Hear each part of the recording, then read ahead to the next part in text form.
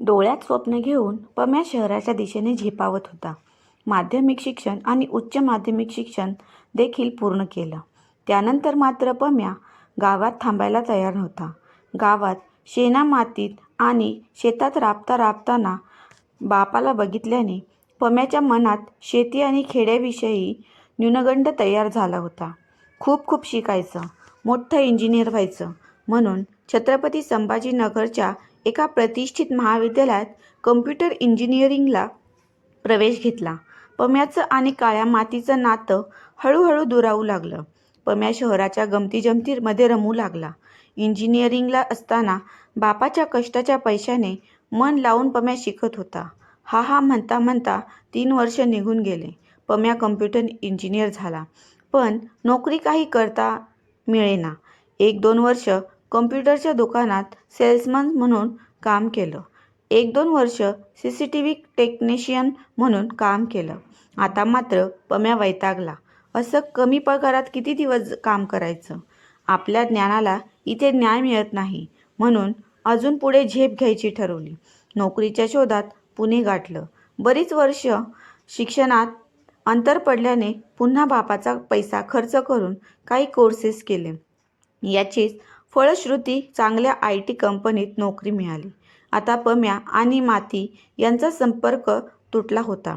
पायाला ठेवेल तिथे स्टायलिश चेहरे दिसले आणि अशी फरशीच असायची. फडाफड इंग्रजी बोलणारे लोक सोबत असायचे. एवढे सगळं होऊन सुद्धा पम्या समाधानी वाटत नव्हता. लग्न झाल्यावर बायकोला सुद्धा सोबत पुण्याला घेऊन गेला होता. दोघांचं गुण्यागोविंदाचा संसार चालू होता. त्यात 1 वर्षाची मुलगी घरात होती. तिच्या आवाजाने घर आनंदून भरून जायचं. तरी देखील पम्या मात्र समाधानी कधीच दिसला नाही. खरं तर ही जीवनशैली पम्याने स्वतःसाठी निवडली होती. पण का कुणास ठाऊक त्याचं मन मात्र लागत नव्हतं. पम्या रात्र विचारात असायचा. अनेक रात्री जागी राहून काढल्या. सर्व सुख पायापाशी लोळण घेत असताना मनात अशी अस्वस्थता का वाटावी? काही सुटतंय का आपल्याकडून? काही चुकतंय का आपल्याकडून? असं असंख्य प्रश्नांची भडीमार डोक्यात होत होती. खरं तर पम्या प्रगती आणि करिअर बनण्याच्या मोहात आपलं सर्वस्व सोडून घरापासून दूर आला होता.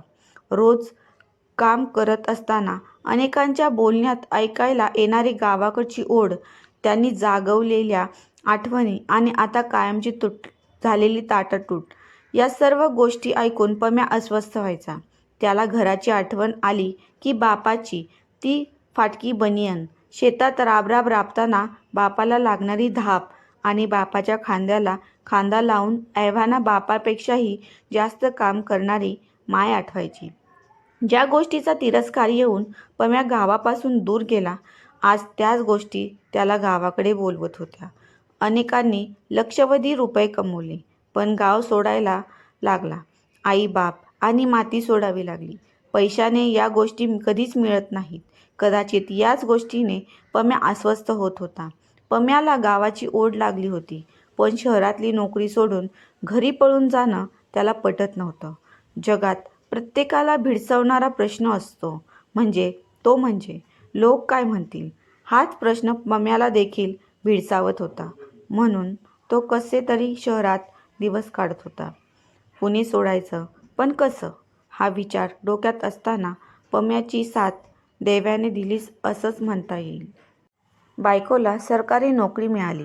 अर्थात ती गावी नव्हती, पण पुणे सोडण्यासाठी ही नामी संधी मिळाली होती आणि ती पम्या जाऊ देणार नव्हता. विदर्भात एके खेडे गावात पोस्टाची नोकरी मिळाली होती. 1-2 वर्ष तिथे काढून गावच्या जवळ बदली करता येईल याच उद्देशाने पम्या पुणे सोडून विदर्भात आला. पम्याची मातीशी असलेली नाळ त्याला गावी खेचत होती. पोस्टात नोकरी करणारी बायकोला मदत आणि खेड्यातील लोकांना मदत करावी म्हणून पम्या देखील पोस्टात काम करत होता. लोकांशी संपर्क वाढत गेल्याने आता गावची आठवण आणखीनच प्रकर्षाने जाणवत होती. आज पम्या सारखे कित्येक जण गावाकडे येण्यासाठी झटत आहेत, पण त्यांना ते शक्य होत नाही. उमेदीच्या काळात नक्कीच खूप कमवावं, पण कमवलेला पैसा जर परिवारासोबत राहून खर्च करता येत नसेल तर त्या पैशाला कवडी मोल अर्थ नाही. माझ्या कथेतील पम्याने गावाकडची वाट धरत एक पाऊल टाकलं आहे. लवकरच पम्या आईवडील आणि गावाच्या काळ्या मातीत पुन्हा जाईल. पण गावातून शहराकडे जाणाऱ्या कित्येक मुलांना पम्याची कथा प्रेरणा देईल. मित्रांनो, तुम्हाला ही कथा आवडली असेल तर चॅनलला लाईक आणि सबस्क्राईब नक्की करा. धन्यवाद.